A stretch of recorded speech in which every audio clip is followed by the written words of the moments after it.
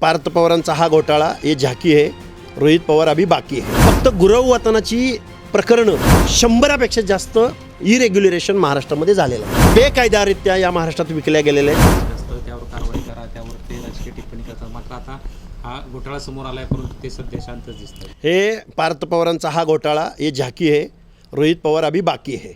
रोहित पवारांचा एक मोठा घोटाळा रोहित पवार आणि त्याच्या कार्यकर्त्यांनी केलेला आहे। ते आमच्याकडे सगळी कागदपत्र आलेली आहेत। आम्ही येऊ घातलेल्या काही दिवसामध्ये पार्थ पवारांचा घोटाळा सुद्धा बाहेर काढू। जिल्हा परिषदेच्या निवडणुकीला पण महाराष्ट्रात इंग्रजांनी दिलेल्या महाराष्ट्राच्या हजारो एकर दलितांच्या जमिनी वतन जमिनी ह्या लाटल्या गेलेल्या आहेत। त्यांचं दारिद्र्य असेल, त्यांचं अज्ञान असेल, तर याबाबत राज्य सरकारने एक श्वेतपत्रिकाच काढावी। हो, निश्चित गुरव समाजाच्या, फक्त मी गुरव समाज बोलतोय, मी रामोशी वतन बोलत नाही, मी अजून महार वतनाबद्दल बोलत नाही।